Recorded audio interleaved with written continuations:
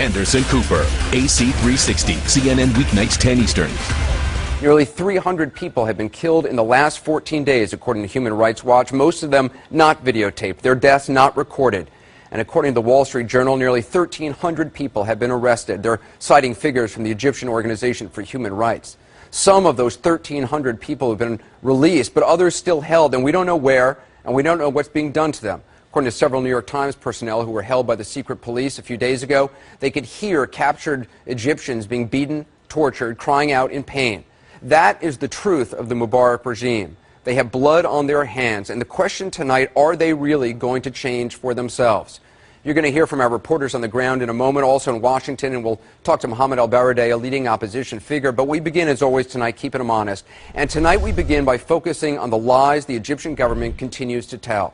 Now, I know lies is a strong word. It's one we rarely use. We talk about different facts, but we can't think of another word right now to describe what the Egyptian government has been saying, because what they've been saying is the direct opposite of what they have been doing. The lies go back years, decades, of course, but we want to just focus on some of the ones we've heard in the last few days.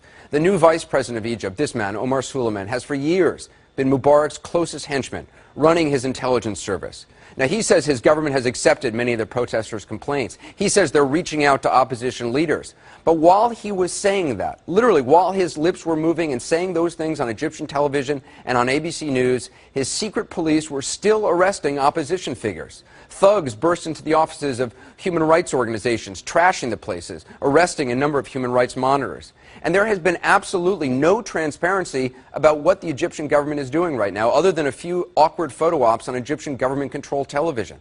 The Egyptian government has denied any involvement in these kind of attacks by mobs on peaceful demonstrators and reporters. They say they have no idea how these things happen. But the Egyptian military stood there and let it happen. I saw that with my own eyes. We all saw that. And when they realized the protesters could not be beaten back by mobs and reporters would continue working, the military suddenly stepped in. And with a few rolls of concertina wire and a few shots in the air, they suddenly were able to keep the mobs at bay. The Egyptian government says the military didn't want to choose sides, but the truth is they did choose sides.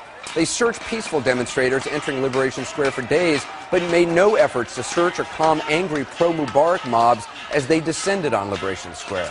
Even while the government was insisting that journalists were welcome to report freely in Egypt, at the end of last week, we have now learned that from the International Committee to Protect Journalists, 26 journalists have been detained since the end of last week, since Friday, 71 since the protests began, and those are just the ones they could count. So how can a regime that's operated under emergency powers for 30 years be expected to suddenly transition to democracy and act with transparency? Those emergency powers allow the Egyptian government to arrest anyone they want at any time. Take a look at what happened when Candy Crowley pressed Egypt's prime minister about this yesterday on CNN. Mr. Prime Minister, our reporters on the scene in Cairo tell us that while you negotiate about a democratic process, there are still arrests of local and international human rights activists as well as journalists. Why are you arresting them? No, I didn't understand you. I didn't understand you, frankly.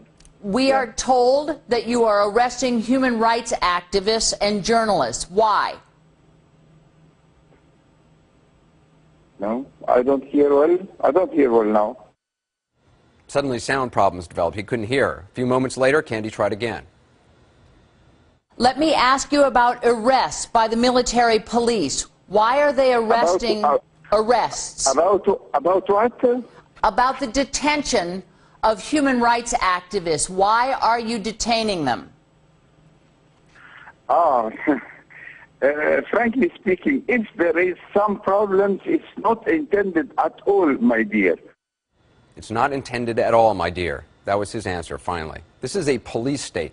Some estimates say there are more than 1.5 million people employed in the feared Interior Ministry, secret police, thugs, informers. The man who oversaw the intelligence services is now the vice president of Egypt. It's not intended at all. Thursday, while the Egyptian government was talking about reaching out to opposition figures, 9 young dissidents had a meeting with opposition leader Mohammed al-Baradei. That evening, all 9 were rounded up and detained.